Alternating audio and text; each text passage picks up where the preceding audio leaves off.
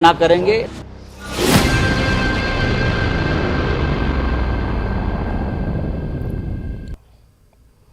नाज़रीन, खबर दोपहर के साथ मैं हूं हिना जुबैर।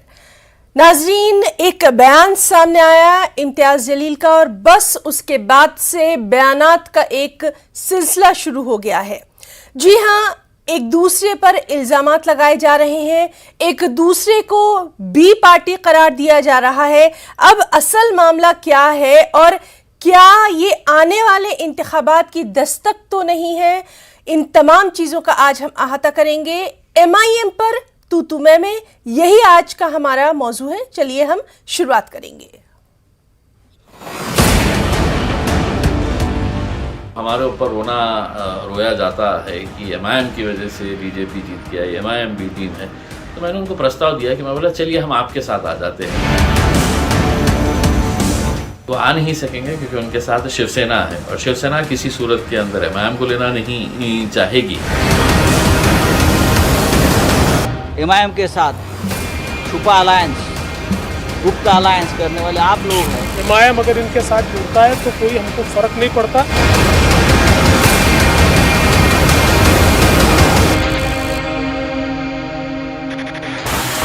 MIM से ना कभी हमारा अलायंस होगा, गठबंधन होगा और ना करेंगे।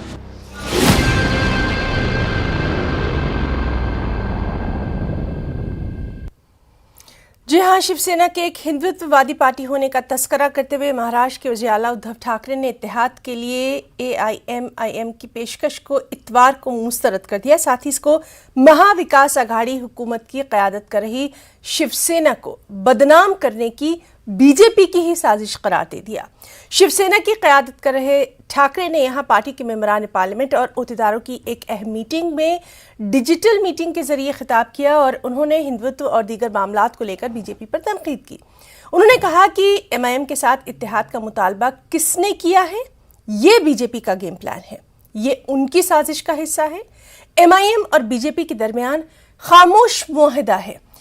अब आपको इसका पस मंजर भी बता दें। सनीचर को ऑल इंडिया मजलिस इत्तेहादुल मुस्लिमीन के रुकने पार्लियामेंट इम्तियाज जलील ने यह कहकर हलचल मचा दी थी कि उनकी पार्टी शिवसेना की क़यादत वाली महाविकास आघाड़ी के साथ इत्तेहाद कर सकती है। साथ ही उन्होंने NCP को इत्तेहाद की पेशकश की है। बस उनके इस बयान के बाद से ही बयानात का एक न ख़त्म होने वाला सिलसिला शुरू हो गया है। इसी पर आज हम बात करेंगे। चलिए हम आपका तारुफ करवा देते हैं। हमारे साथ मौजूद हैं इस वक्त बहुत ही ख़ास मेहमान, 3 ख़ास मेहमान हमारे साथ इस वक्त मौजूद हैं। संजना गडी मैम हैं, शिवसेना स्पोक्स पर्सन है। संजना मैम, आपका बहुत वेलकम करना चाहेंगे। अली दारूवाला जी है, बीजेपी स्पोक्स पर्सन है। अली जी, आपका बहुत इस्तकबाल करना चाहेंगे। और सैयद आरिफ हुसैनी है, MIM स्पोक्स पर्सन। तीनों खास मेहमानों का अपने प्रोग्राम खबर दोपहर में हम बहुत इस्तकबाल करना चाहेंगे। और शुरुआत चूंकि MIM की तरफ से की गई है, MIM की तरफ से बयान सामने आए हैं। एक सियासत में जो हलचल मची है वो इम्तियाज जलील साहब के बयान के बाद मची है। सैयद आरिफ हुसैनी साहब, हम आपसे ही यहाँ पर जानना चाहेंगे कि क्या है पूरा मामला और इस बयान के पीछे क्या मकसद है? देखिए मैडम मोहतरमा, दरअसल बात यह है कि रियासत महाराष्ट्र और रियासत के वजीर अली जनाब तोबे साहब ये एक मुलाकात के लिए इम्तियाज जलील साहब के पास आए और एक गैर रस्मी गुफ्तगू के दौरान ऐसी एक चर्चा निकल के आई, ऐसी बातचीत निकल के आई कि जिस तरह के इल्जामात लगाए जाते हैं MIM पार्टी के ऊपर कि जहां पर भी गैर बीजेपी पार्टियां इलेक्शन हार जाती है तो वो ये इल्जाम लगाते हैं कि भाई MIM पार्टी जो है तो बीजेपी की बी टीम। तो इस तरीके की बातों को खत्म करने के लिए, इनको विराम लगाने के लिए एक प्रस्ताव, एक सुझाव और एक जो है तो वाज़ेह तौर पर एक बात हमारे रुकने पार्लियामेंट इम्तियाज जलील साहब ने कहा है कि इन इल्जामात के तरदीद के लिए, इन इल्जामात के लिए अगर आप जो इल्जामात बेतुके के लगाते हैं, बगैर सबूत के लगाते हैं, तो इससे बेहतर ये होगा कि अगर आपको इतना बड़ा डाउट और इतना बड़ा शक अगर शुबहत हम पर है तो आप चलो हमको साथ में ले लेते हैं, आपको सब साथ में मिलकर बीजेपी को रोकते हैं। अगर आप ईमानदार है बीजेपी को रोकने के लिए तो फिर आपने हमारी जैसी पार्टियों को साथ में लेना चाहिए। इस तरीके की एक बात निकली थी जिसके ऊपर बात के ऊपर ये जो इतनी बड़ी सियासी जो है इसके ऊपर गुफ्तगू शुरू होगी।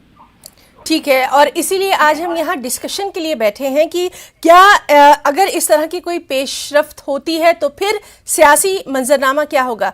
संजना जी, आपसे जानना चाहेंगे, शिवसेना से हैं आप। हमने लगातार देखा कि कल ही संजय राउत जी का बयान भी सामने आ गया था। सख्त लहजे में उन्होंने कह दिया था कि MIM से गठबंधन का कोई सवाल ही नहीं उठता। उद्धव ठाकरे जी का भी बयान सामने आ गया, हर तरह से उन्होंने इनकार कर दिया है। यहां पर आपकी तरफ से पार्टी का मौक़िफ़ जानना चाहेंगे। देखिए, कल के इसमें भी माननीय उद्धव साहब जी ने, हमारे पक्ष के मुख्य प्रवक्ता संजय राउत जी ने भी अपनी भूमिका रखी हुई है और उस भूमिका पे शिवसेना पूरी तरह से वहां पे निश्चय है हमारा कि किसी भी हालत में MIM को महाविकास, शिवसेना के साथ तो सवाल ही नहीं उठता, लेकिन महाविकास आघाड़ी का भी उनको, MIM को कभी हम लोग पार्ट नहीं बना सकते, जो कि एक सांप्रदायिक इसकी पार्टी हम लोग मानते हैं, या फिर औरंगजेब की कब्र को जहाँ पे जाके वो लोग सलाम करते हैं, ऐसे लोगों को शिवसेना, जो शिवाजी महाराज का हिंदू धर्म लेके महाराष्ट्र में बढ़ी हुई है, वो किसी भी हालत में ऐसी पार्टी के साथ जाना नहीं चाहेगी। जी बिल्कुल। आरिफ हुसैनी साहब, आपसे हम बात करेंगे। हमारे साथ एक और ख़ास मेहमान मौजूद है, सबको हम मौका देंगे ताकि कम से कम यहाँ हमारे जो नाजरीन है, दर्शक है, उनको भी समझ में आए कि आखिर इस बयान के बाद जो अब सियासत हो रही है उसका क्या मतलब है। अली दारूवाला जी बीजेपी से हैं। अली जी, हमने देखा कि देवेंद्र फडणवीस ने साफ तौर पर कहा कि तमाम पार्टियां जो हैं वो एक है, अगर MIM भी उनमें जाकर मिलती है तो बीजेपी को कोई फर्क नहीं पड़ने वाला है। बीजेपी की कौन कौन टीम बी है ये किसी को समझ में नहीं आ रहा है, और ये कहा जा रहा है कि जो भी बयानात सामने आ रहे हैं बीजेपी की तरफ से आ रहे हैं। आपकी तरफ से हम यहाँ पर पार्टी का पूरी तरह से पिक्चर क्लियर चाहेंगे। अस्सलाम वालेकुम हिना। सब में पहले मैं हमारे पार्टी का स्टैंड क्लियर करना चाहता हूँ। भारतीय जनता पार्टी ये कोई एक ही बड़ी विचारधारा वाली पार्टी है जिसके हमारे ऑल वर्ल्ड के अंदर 18 करोड़ हमारे सभासद हैं। हमें ना कि बी और सी की जरूरत है, हाँ, बल्कि अगर आप देखेंगे ये जो सारे पार्टीज एक हो गए हैं और जो 10 तारीख का जो रिजल्ट आया है उसके अंदर ये जो पार्टीज एक हो गए हैं और ये जो महाराष्ट्र में ये लोग जो सरकार चला रहे हैं, इन्होंने जो प्रयास किया मैम, इनका डिपॉजिट भी जो है वो बरामद, वो जब्त हो गया है मैम।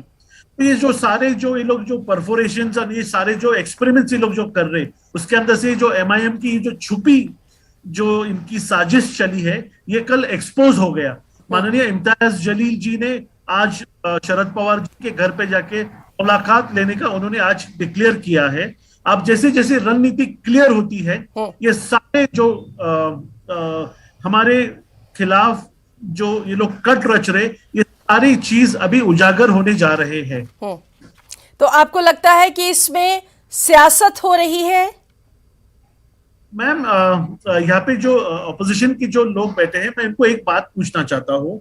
इनकी बातचीत जो पार्टी के साथ चली है, इन्होंने मैम CA, NRC, इसके ऊपर ट्रिपल तलाक, श्री राम जन्मभूमि के इलेक्शन के ऊपर, ये सारे मुद्दे जो हमारे हृदय से जुड़े हैं, जो उसको एजेंडा में हमने लेके आगे चला, ये सारी पार्टी को विरोध करने वाले लोगों के साथ ये केवल बात कर रहे हैं। इन्होंने ये देश को आपके माध्यम से ये एटलीस्ट इन्होंने डिस्क्लोज करना चाहिए कि ऐसे लोगों के साथ ये लोग इनकी बातचीत और विचारधारा और साथ में आने का ये लोग सपना भी देख रहे हैं। इसे मैं केवल सपना कहता हूं। जब एक तो इलेक्शन आता है या इलेक्शन जाता है तो ये सारे जो है ना परफोरेशंस ये हमें सामने दिखना शुरू होते। पहले इन्होंने ममता बनर्जी के साथ किया था, ममता मैम को बुलाया था, शिवसेना ने उनको वेलकम किया था। उसके बाद में हैदराबाद से TRS साहब आए थे, उन्होंने यहाँ पर बहुत बड़ी घोषणा की थी। अब थर्ड है माननीय इम्तियाज जलील जी। ये जो जोक है मैम, इनका जो जोक चला है, ये जोक देखने के लिए सारे लोग उत्सुक है। मैं एक बात पूछना चाहता हूँ, ये लोग सत्ता में है मैम, ये जो इलेक्ट्रिसिटी कट हो रही है महाराष्ट्र में, इसके बारे में ये लोग कुछ नहीं कहते। जो यहाँ पे जो उद्यान, जो गार्डन्स का नाम इन्होंने टिप्पू सुल्तान के नाम से रखा है, जिसका जनसंघर्ष, जिसने मास मर्डर किया है, उनके साथ में ये लोग साथ में बैठ के चलिए ठीक है आपकी बात भी यहाँ सुन ली। हमारे साथ सैयद आरिफ हुसैन साहब बैठे हुए हैं। आरिफ हुसैनी साहब, एमआईएम के ऊपर लगातार ये इल्जाम लगता रहा है कि कहीं ना कहीं वो वोट काटने का काम करती है। जिस तरह से अभी आपने सुना, जो हमारे साथ अली दारूवाला जी हैं ये भी ये बात कह रहे हैं, साथ ही साथ शिवसेना की तरफ से भी सख्त एक बयान आपने खुद सुन लिया है। क्यों बार बार ये बात कही जाती है कि एमआईएम जो है वो असल मुद्दों की तरफ नहीं जाती, जो अहम मुद्दे हैं उनको उठाना चाहिए? आपकी तरफ से आपकी पार्टी की एक यहाँ पर वाज़े हम जो तस्वीर है वो जानना चाहेंगे। देखिए मोहतरमा, अभी शिवसेना के मोहतरमा ने जो बात की है, और ये दारूवाला साहब बीजेपी के, मेरे को तो ऐसा लग रहा है नशे में ही बात कर रहे थे। बात चल रही कौन सी, वो फिर नफरत की बात कर रहे हैं। सर, हम यहाँ पर कोई भी पर्सनल बात नहीं करेंगे, डिस्कशन कर रहे हैं, हेल्दी डिस्कशन। नहीं मैडम, आपने उनके नाम का सरनेम बताया, मैंने जी उनके ताल्लुक से खुलेआम कहा है।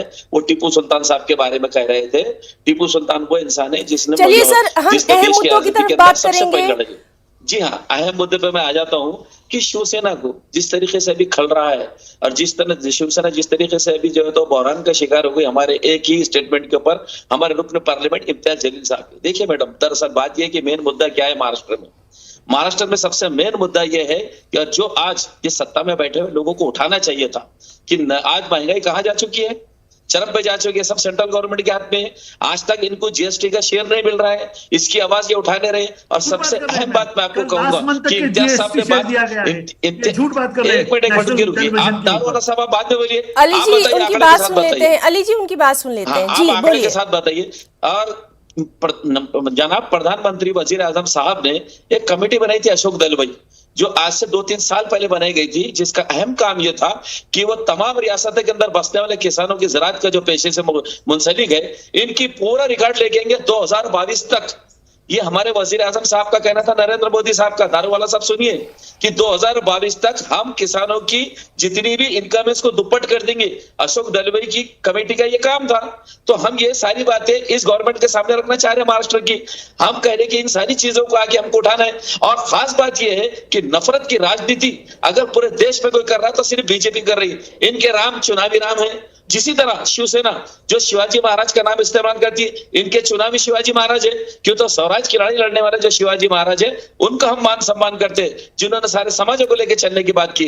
और दरअसल आरिफ हुसैनी साहब, छोटी सी बात यहाँ समझना चाहेंगे, आप ही से समझना चाहेंगे, अगर आगे आपको, क्योंकि अब चूंकि हम देख रहे हैं बीएमसी के इलेक्शन भी हैं, अगर इस तरह की कोई पेशरफ्त नजर आती है, अगर इस तरह की कोई पेशकश मिलती है कि बीजेपी को हराने के लिए किसी और पार्टी से हाथ मिलाना पड़े, तब क्या करेंगे? देखिए मैडम, इसकी कोशिशें हमने इससे पहले भी की है। ये हमने पार्लियामेंट के इलेक्शन के अंदर भी की है। वंचित बहुजन आघाड़ी जो हमारे बहुत बड़े नेता है महाराष्ट्र के मानने वाले डॉक्टर माननीय प्रकाश अंबेडकर साहब, इनसे हमारा अलायंस हुआ था। और ऐसे जमहूरियत के जितने तकाजे जो बीजेपी को रोक सकते हैं और जो सारे समाजों को एक जगह ला सकते हैं, यही रुकन पार्लियामेंट इम्तियाज साहब की सोच है कि दलित समाज, पिछड़ा हुआ समाज, ओबीसी समाज, हमारे हिंदू भाई बहन, ये सब एक जगह के एक अच्छे माहौल के अंदर महाराष्ट्र को लेके आएंगे और देश के अंदर एक अमन का माहौल पैदा करेंगे। ये सोच के साथ पेशे रफ्त कर रहे हैं और वो गुफ्तचरित कर रहे हैं। लेकिन इसको पार्टी अपने जाति मफाद पे ले रही है। और मैं तो कहूंगा कि इख्तिदार के नशे में बैठ के इन बातों को मत सोचो। इन चीजों को संजीदगी से सोचने की जरूरत है। आपको ओबीसी समाज की भी जरूरत है, आपको दलित समाज की भी जरूरत है, आपको मुस्लिम समाज की भी जरूरत है। अगर वाकई में आपको बीजेपी को रोकना है, सारे समाजों को लेकर चलना है। संजना जी, आपसे जानना चाहेंगे, साफ तौर पर संजय राउत जी ने कहा कि बाला साहब ठाकरे के नजरियात पर पार्टी कायम हुई है और एमआईएम से तो हाथ मिलाने का सवाल ही नहीं उठता। लेकिन अगर आगे इलेक्शन में, जब भी इलेक्शन होंगे, चाहे बीएमसी के हों या फिर आगे रियासत में, स्टेट में हो, अगर इस तरह की कोई संभावना नजर आती है, तब आपकी तरफ से, आपकी पार्टी की तरफ से क्या कुछ रहेगा? देखिए, जिसकी कोई संभावना है ही नहीं, जिसके बारे में आपको पूरी तरह से बताया गया है, एमआईएम, ये हमारे लिए कभी भी किसी भी हालत में ये पर्याय नहीं हो सकता कि उनके साथ हम लोग सत्ता के लिए कोई समीकरण बनाए। ये हो ही नहीं सकता। ये बाला साहब ठाकरे जी की पार्टी है, जिन्होंने हमेशा जहां जहां पे आवाज देने की, कहीं पे ओवैसी जी के मुद्दे या एमआईएम के जो मुद्दे है वो हम लोग बोल रहे हैं कि सांप्रदायिकता के इस पे गड़े रहते हैं, वहां पे उनके साथ जुड़े रहते हैं। और शिवसेना है जो हमेशा ही हिंदुत्व का मुद्दा लेके चली हुई है।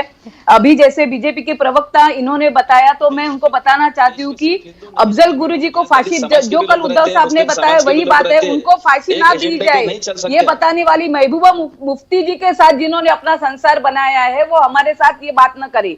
कश्मीर फाइल्स के बारे में आप अभी जो चित्र दिखाया जा रहा है उस चित्रपट के दौरान वीपी सिंह, जिनको भाजपा ने वहां पे उनके साथ चलिए ठीक है, इस पर भी हम बात करेंगे। फिलहाल आज हम बात कर रहे हैं एमआईएम और शिवसेना और दूसरी जो पार्टियां हैं उनके इत्तेहाद के बारे में। और अली दारूवाला जी, आपसे हम जानना चाहेंगे, साफ तौर पर देवेंद्र फडणवीस जी का ये बयान सामने आया है कि हम यहाँ पर काम कर रहे हैं और मोदी जी जो है उनके नाम पर वोट जो है लोग दे रहे हैं। लेकिन इसके साथ हम ये भी देख रहे हैं, उद्धव ठाकरे ने साफ तौर पर यह कहा है कि जहां जहां बीजेपी जीती है वहां पर जोर शोर के साथ काम करना है। तो यहां समझ में नहीं आ रहा कि लड़ाई किसके साथ है, जो हुकूमत है वहां उसके साथ है या फिर एमआईएम के साथ। इसीलिए शायद ये बी पार्टी का नाम बार बार सामने आ रहा है।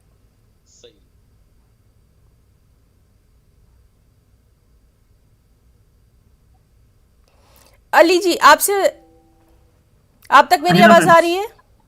हाँ, एकदम बारीक आ रही मैम आवाज आपकी। हेलो जी अली जी आपसे जानना चाहते हैं,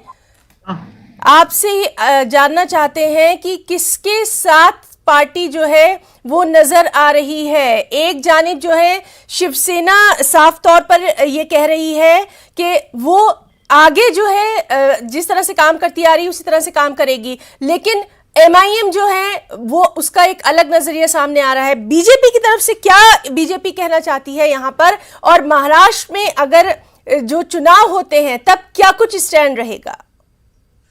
है ना मैम, सब में पहले ये जो मुझे आपने मौका दिया है यहाँ पे न्यूज चैनल पे आके, मैं एक बात क्लियर करना चाहता हूँ। ये शिवसेना चाहे एनसीपी के साथ जावे, कांग्रेस के साथ जावे या एमआईएम के साथ जावे, इन्होंने मुझे पहले एक ये बताना चाहिए, आज हमारे महाराष्ट्र के अंदर ये लोग जो सत्ता में बैठे हैं, पेट्रोल डीजल के इंडिया में सब में हाईएस्ट ये रेट महाराष्ट्र में है। मैडम, उन्होंने आज 15 दिन पहले सीएनजी के ऊपर 10 रुपीज का उन्होंने रिडक्शन दिया था। मैडम, आज तक के वो 10 रुपीज का रिडक्शन आम जनता को मिला नहीं है। मैम, यहाँ पे जो शेतकरी जो इनको इलेक्ट्रिसिटी मिलती नहीं है मैम। 1 सेकेंड सर, 1 सेकेंड, ये जनता का प्रश्न है सर। जनता के प्रश्नों में आप ये बताइए सब बीच में बात मत करिए सर, ये आपने पूछना चाहिए था। पॉइंट नंबर 2 सर, 1 सेकेंड, यहाँ पे फार्मर्स का जो 7/12 जिसको जो ओनर प्रॉपर्टी कार्ड रहता है वो कर्ज मुक्त करने का वादा इन्होंने किया था, इसके बारे में मैं पूछना चाहता हूँ। आरिफ हुसैनी साहब, अभी आपसे इसका जवाब जानना चाहेंगे, पहले इनसे हम सुन लेते हैं क्या कह रहे हैं। जी अली जी बोलिए। दूसरों के बारे में बोलते रहने का, सिर्फ महाराष्ट्र में आप सरकार में आरोप करते जाने का, वही काम करने का। आप अली जी अपनी बात रखिए। मैडम, बिल्कुल हमारा आरोप है। आप पेट्रोल डीजल को जीएसटी के दायरे में कब लाएंगे मैम? पॉइंट नंबर 1, सीएनजी का 10 रुपए जो आपने कस्टमर को छूट देने का वादा किया था वो कब मिलेगा? आप प्लीज बताइए मैम, मैं मेरे आरोप वापस लेता हूं, आप जवाब तो दीजिए मैम। बीजेपी के लिए अगर इस तरह की कोई तस्वीर आती है, अली जी आपसे साफ तौर पर सवाल है, बीजेपी के लिए अगर किसी के साथ मिलकर सरकार बनाने की नौबत आती है तो कौन? ये महमूदा मुफ्ती के साथ बैठ के सरकार बना लेना इनके लिए क्या है? सत्ता। अली जी आपसे सवाल है। जी आपसे साफ तौर पर सवाल है, अगर कुछ ऐसी सिचुएशन आती है, बीजेपी को किसी के साथ जाना पड़ता है, तो फिर कौन? शिवसेना, कांग्रेस या फिर एमआईएम? करेक्ट। सबसे पहले मैम 1 सेकेंड, मैं ऑर्डर, आरिफ जी उनकी बात सुन लेते हैं फिर आपके पास आएंगे। अगर ऐसा वक्त अगर हमारे पे आता है कि हमें सरकार बनाना है, सब में पहले हम इनके साथ गठबंधन तो छोड़ो, हम इनके साथ बिल्कुल काम करना नहीं चाहते, क्योंकि 2 साल से महाराष्ट्र की पब्लिक एकदम नाराज है। हम we will for a fresh mandate, हमको इनके साथ सरकार बनाने में कोई दिलचस्पी नहीं है। Point number 1। Point number 2, ma'am Hina ma'am, एकदम जिम्मेदारी के साथ मैं कहना चाहता हूँ, आज शिवसेना और एनसीपी से बहुत ही नामी गिरामी जो इनके सभासद है, इलेक्टेड रिप्रेजेंटेटिव्स है, वो हमारे साथ टच में है। अगर हम चाहते तो ये बहुत पहला कर देते, मगर हमारे माननीय देवेंद्र फडणवीस जी, चंद्रकांत दादा पाटिल जी, ये फ्रेश मैंडेट, फ्रेश इलेक्शन और बहुमत से चुन के आने में और सत्ता चलाने में, तो यानी बीजेपी अकेले अपने दम पर ही वहां पर खड़ी रहेगी। जी आरिफ हुसैनी साहब, अब आपसे जानना चाहेंगे, एमआईएम ने तो अपनी पेशकश कर दी है, लेकिन शिवसेना की तरफ से और जो दूसरी पार्टियां उनकी तरफ से साफ तौर पर इनकार सामने आ गया है। एनसीपी की तरफ क्या कुछ सॉफ्ट कॉर्नर आपको दिखाई दे रहा है? अगर कुछ ऐसे आगे पॉलिटिक्स में कुछ भी सिचुएशन चेंज होती है तो फिर एनसीपी, कांग्रेस, शिवसेना किस तरह की आपकी रणनीति रहने वाली है? मोहतरमा, मेरा एक सीधा सवाल कांग्रेस, राष्ट्रवादी कांग्रेस और शिवसेना के जो गठबंधन की आज सरकार चल रही है इत्तेहाद की, इनसे है कि आप मुझे ये बताइए कि आपने असेंबली का इलेक्शन तो बीजेपी और शिवसेना साथ लड़ा था, लेकिन बीजेपी को बाजू रखने के लिए उद्धव ठाकरे साहब, वजीर हमारे चीफ मिनिस्टर साहब ने ये फैसला लिया कि उनको राष्ट्रवादी के कांग्रेस के साथ माने। मुझे आप इस सवाल का जवाब इनसे दिला दीजिए कि आप तीनों बीजेपी को रोकने के मकसद से एक जगह आए हैं, ये अपने जाति मफाद के लिए आए हैं? ठीक है, संजना जी फौरी तौर पर इसका जवाब चाहेंगे। बीजेपी को रोकने के लिए आए हैं या बीजेपी को ताकत देने के लिए? संजना जी कैसे है, उन्होंने अभी जो बीजेपी के प्रवक्ता ने कहा वो पहले मैं बताना चाहूंगी कि क्या है, उनकी कोशिश रही थी राष्ट्रवादी के साथ जाने की, लेकिन उनकी शादी पूरे महाराष्ट्र ने, पूरे भारत ने देखी, जो बेवक्त हुई थी और वो उसी वक्त रफा दफा भी हो गई। तो उसके वजह से वो अब क्या सोच रहे हैं वो उनको मालूम। बीजेपी के साथ यहाँ पे कार्यकाल बिताया है, उन्होंने बीजेपी की रणनीति देखी है जो पूरे भारत में उसका गवाह है। जहां जहां पे बीजेपी के साथ सत्ता समीकरण बने हैं कि जिस पार्टी के साथ अलायंस करते हैं उसको खत्म करने की, मतलब शिवसेना पूरी ताकत के साथ बीजेपी के साथ लड़ी थी, उनके साथ थी, लेकिन बीजेपी की जो कार्यप्रणाली थी वो शिवसेना को खत्म करने की तरफ बढ़ रही थी। ये हम लोगों ने हर इलेक्शन के टाइम में देखा और एक वक्त आया जहां पे उद्धव साहब ने सोचा कि अभी जरूरत है, शिवसेना ने महाराष्ट्र की बागडोर अपने हाथ में लेनी चाहिए और बीजेपी को रोकना भी जरूरी था, और उसके वजह से हम लोग कांग्रेस राष्ट्रवादी के साथ आए हैं महाराष्ट्र का प्रगति करने के लिए, महाराष्ट्र की प्रगति करने के लिए, और साथ ही बीजेपी का जो गलत तरीका है राजकारण में चला उसको रोकने के लिए। ये दोनों चीजें साथ में कर रहे हैं।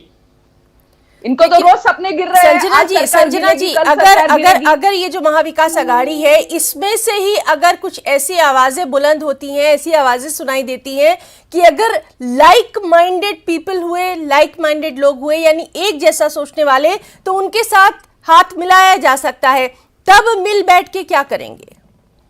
लाइक माइंडेड लोग, एमआईएम की तरफ अगर आपका इशारा है तो एमआईएम कहीं पे भी, शिवसेना या फिर मेरे ख्याल से राष्ट्रवादी जो कि शरद पवार साहब है उनके प्रमुख, उन्होंने भी बताया हुआ है कि एमआईएम भले किसी को ऑफर करे लेकिन वो पार्टी का सोचना है, उनको हाँ कहना है कि नहीं कहना है, तो उनकी तरफ से भी पक्का ना है, ये हमें पूरा विश्वास है। क्योंकि एमआईएम जिस तरह से काम करती है, जिस तरह से मैंने अभी ओवैसी जी के कुछ बयान सुने उनके भाषण के इसमें कि पूरे हिंदुस्तान में यहाँ पे सबसे दाढ़ी बढ़वाएंगे, सबको हम लोग मुसलमान बनवा देंगे, सब हिंदुओं को, जो ये बयानबाजी 2018 के भाषण में। चलिए ठीक है संजना जी, ठीक है, बीजेपी की तरफ से ये कहा जा रहा है कि बिजली नहीं है, जो इंडस्ट्रीज है, स्मॉल स्केल इंडस्ट्रीज, उनको ज्यादा तरक्की नहीं दी जा रही, और लगातार हम ये भी देखते रहे हैं कि बीजेपी की तरफ से ये कहा जाता है कि सेंटर जो है वो मदद देता है, हेल्प देता है, लेकिन जो स्टेट है वो उसका सही इस्तेमाल नहीं कर पाता है। ये तमाम चीजें भी लगातार बीजेपी की तरफ से सामने आती रही हैं। इस सब के बीच में एमआईएम का इस तरह से बयान सामने आना, कहीं ना कहीं अब आपको ये लग रहा है कि अपने ही अंदर आपको पार्टी को मजीद मजबूती की जरूरत है, जितनी भी पार्टियां मिल बैठकर बैठी हैं? मैडम आपने मुझे पूछा है? जी संजना मैम, देखिए यहाँ पे अभी आपको मालूम है माननीय मुख्यमंत्री साहब बीमार थे, अभी वो बाहर निकले हैं, अभी वो काम फिर से बहुत जोर शोर से उन्होंने शुरू किया है। ये जो जनता के विचार के बारे में जो चीज है, ये इनके ऊपर काम अभी फास्ट तरीके से हुआ आपको आने वाले दिनों में दिखाई देगा, 100% दिखाई देगा। और बची ये बात, तो ये जैसे शिवसेना की भूमिका है कि एमआईएम ये बीजेपी की तरफदारी करने वाली, कहीं पे उनको फायदा पहुंचाने वाली पार्टी है। और वही रणनीति आज शिव जयंती है हमारी, संभाजी महाराज जी का बलिदान मास शुरू है, और उस वक्त में औरंगजेब की मजार पे जाके वहाँ पे चलिए ठीक है अली दारूवाला जी को सुनने दें, क्योंकि वक्त बहुत कम है। दोनों मेहमानों से मेरी रिक्वेस्ट है, अली जी को भी सुन लेते हैं, बीजेपी की तरफ से क्या कुछ आप कहेंगे। एक बार और आपसे जानना चाहेंगे, एमआईएम की तरफ से अगर इस तरह का कुछ भी एनसीपी या कांग्रेस के लिए बयान सामने आता है, तब बीजेपी का क्या कुछ रुख होगा?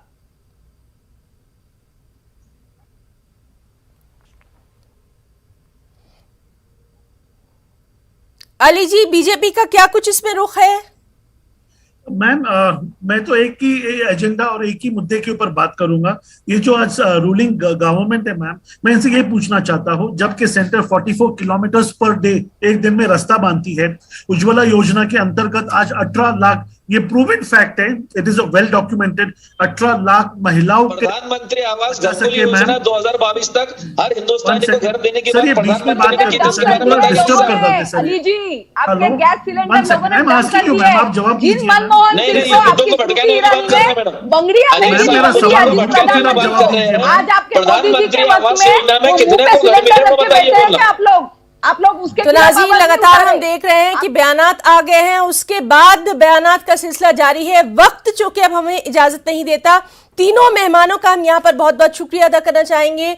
संजना जी, आपका भी बहुत बहुत शुक्रिया, अली दारूवाला जी आपका शुक्रिया, और सैयद आरिफ हुसैनी साहब, आप तीनों का बहुत बहुत शुक्रिया हमारे इस खास प्रोग्राम का हिस्सा बनने के लिए। खबर दोपहर में इतना ही। आदाब।